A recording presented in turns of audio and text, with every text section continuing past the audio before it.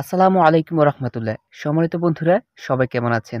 আশা করি সবাই আল্লাহর অশেষ রহমতে অনেক বেশি ভালো এবং সুস্থ আছেন। তো আজকে আমরা অর্থনীতি প্রথম পত্রের চতুর্থ অধ্যায়ের বাজার অধ্যায়টি নিয়ে আলোচনা করব। তো এই অধ্যায়ের আমরা সর্বপ্রথম কিছু গুরুত্বপূর্ণ এমসিকিউ নিয়ে আলোচনা করব। তো আমরা শুরু করছি। তো সর্বপ্রথম আমাদের হচ্ছে আয়তন বা পরিধির ভিত্তিতে বাজার কত প্রকার? আমরা জানি যে আয়তন বা পরিধির ভিত্তিতে বাজার ৩ প্রকার। এরপর হচ্ছে প্রতিযোগিতার ভিত্তিতে বাজার কয় প্রকার? আমরা জানি যে প্রতিযোগিতার ভিত্তিতে বাজার ২ প্রকার। একটা হচ্ছে পূর্ণ প্রতিযোগিতা আর একটা হচ্ছে অপূর্ণ প্রতিযোগিতা। এরপর হচ্ছে কোন ধরনের বাজারে যোগান সম্পূর্ণ অস্থিতিস্থাপক হয়? এখানে হবে অতি স্বল্পকালীন বাজার। আমরা জানি যে অতি স্বল্পকালীন বাজারে যোগান সম্পূর্ণ অস্থিতিস্থাপক হয়। এরপর হচ্ছে অতি স্বল্পকালীন বাজার কোনটি? এখানে হবে কাঁচা দুধ। কাঁচা দুধ হবে কি অতি স্বল্পকালীন বাজার। এরপর হচ্ছে কোনো বিশেষ এলাকার মধ্যে সীমাবদ্ধ দ্রব্যের বাজারকে কি বলে? আঞ্চলিক বাজার। এরপর হচ্ছে কোন বাজারে শুধুমাত্র চাহিদার ভিত্তিতে দ্রব্যের দাম ওঠানামা করে? এটা হচ্ছে অতি স্বল্পকালীন বাজার। এরপর হচ্ছে শাকসবজির বাজার কোন ধরনের বাজার? এটা হবে অতি স্বল্পকালীন বাজার।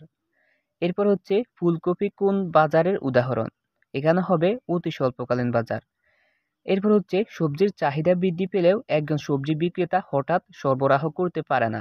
এক্ষেত্রে সবজির বাজার কোন ধরনের বাজারের উদাহরণ? এটা হচ্ছে অতি স্বল্পকালীন বাজার। এরপর হচ্ছে দুধের বাজার কোন ধরনের বাজার? দুধের বাজার হচ্ছে অতি স্বল্পকালীন বাজার। এরপর হচ্ছে বাজার অর্থনীতি নিয়ন্ত্রণ করে। এখানে হবে দাম ব্যবস্থা। বাজার অর্থনীতি নিয়ন্ত্রণ করে কি? দাম ব্যবস্থা। এরপর হচ্ছে অতি স্বল্পকালীন বাজারের বৈশিষ্ট্য হচ্ছে যোগান সম্পূর্ণ অস্থিতিস্থাপক হয়।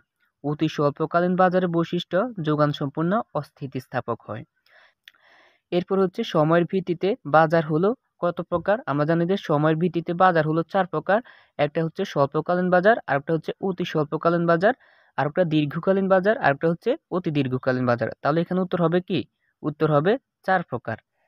এরপর হচ্ছে গ্রামের একজন শাকসবজি বিক্রেতা চাইলে পালং শাকের সরবরাহ বাড়াতে পারে না। এই ক্ষেত্রে পালং শাকের বাজার কোন ধরনের বাজারের উদাহরণ? এখানে উত্তর হবে খ, অতি স্বল্পকালীন। এরপর হচ্ছে দ্রব্যের পরিবর্তিত চাহিদার সাথে যোগানের সামান্যতম সমন্বয় সাধন সম্ভব নিচের কোন ধরনের বাজারে? উত্তর হবে খ, স্বল্পকালীন বাজার। এরপর হচ্ছে বাজার ভারসাম্যের ক্ষেত্রে পর্যাপ্ত শর্তটি হচ্ছে MC prime greater than MR prime. তাহলে এখানে উত্তর হবে কি? উত্তর হবে খ। এরপর হচ্ছে কোনটি বাজারের অপরিহার্য বৈশিষ্ট্য নয়? উত্তর হবে গ, নির্দিষ্ট স্থান। এরপর হচ্ছে অর্থনীতিতে বাজার বলতে বোঝায় নির্দিষ্ট দামে কোনো পণ্যের ক্রয় বিক্রয় কার্যক্রমকে। উত্তর হবে ঘ, নির্দিষ্ট দামে কোনো পণ্যের ক্রয় বিক্রয় কার্যক্রমকে। এরপর হচ্ছে অতি স্বল্পকালে বাজারের দাম বিশেষ করে কিসের উপর নির্ভর করে? এখানে উত্তর হবে ঘ, চাহিদা। এরপর হচ্ছে নিচের কোনটি স্থানীয় বাজারের পণ্য? উত্তর হবে গ, দুধ। এরপর হচ্ছে বাজার শব্দটি বিশেষ অর্থে ব্যবহৃত হয় কোন শাস্ত্রে? এখানে হবে গ, অর্থনীতিতে। এরপর হচ্ছে কোন নির্দিষ্ট দ্রব্য সামগ্রীর জন্য ক্রেতা ও বিক্রেতার মধ্যে দর কষাকষির মাধ্যমে একটি নির্দিষ্ট মূল্য স্থির হওয়াকে বলা হয় বাজার। উত্তর হবে কি? বাজার। এরপর হচ্ছে বাজার কাঠামো দ্বারা কি কি সম্পর্কে ধারণা পাওয়া যায়? এখানে উত্তর হবে ঘ, বিক্রেতার সংখ্যা ও উৎপাদিত পণ্যের প্রকৃতি। এরপর হচ্ছে যদি একটি বিশেষ এলাকায় একটি দ্রব্য ক্রয় বিক্রয় হয় তাকে কি বলে? এখানে উত্তর হবে ক, স্থানীয় বাজার। এরপর হচ্ছে যে বাজারের স্থিতিস্থাপকতা কয়েক ঘন্টা বা কয়েকদিন থাকে তাকে বলা হয় খ, অতি স্বল্পকালীন বাজার। এখানে উত্তর হবে খ, অতি স্বল্পকালীন বাজার। এরপর হচ্ছে অতি স্বল্পকালীন বাজার যোগান সহজে হ্রাস বৃদ্ধি করা যায় না। এখানে উত্তর হবে ঘ, হ্রাস বৃদ্ধি করা যায় না। এরপর হচ্ছে কোন সময় লোকসান দিয়ে পানদ্রব্য বিক্রয় করবে? এখানে উত্তর হবে স্বল্পকালীন বাজারে। এরপর হচ্ছে অর্থনীতিতে বাজারে শ্রেণীবিভাগ করা যায় আয়তনের ভিত্তিতে এবং প্রতিযোগিতার ভিত্তিতে। তাহলে এখানে উত্তর হবে খ, আয়তনের ভিত্তিতে এবং প্রতিযোগিতার ভিত্তিতে। এরপর হচ্ছে অর্থনীতিতে বাজার বলতে বোঝায় একটি নির্দিষ্ট পণ্য ক্রেতা বিক্রেতা দর কষাকষির মাধ্যমে দ্রব্য ক্রয় বিক্রয়। এরপর হচ্ছে বাংলাদেশের তৈরি পোশাকের বাজার হচ্ছে জাতীয় বাজার ও আন্তর্জাতিক বাজার। তাহলে এখানে উত্তর হবে কি? উত্তর হবে গ, জাতীয় বাজার ও আন্তর্জাতিক বাজার।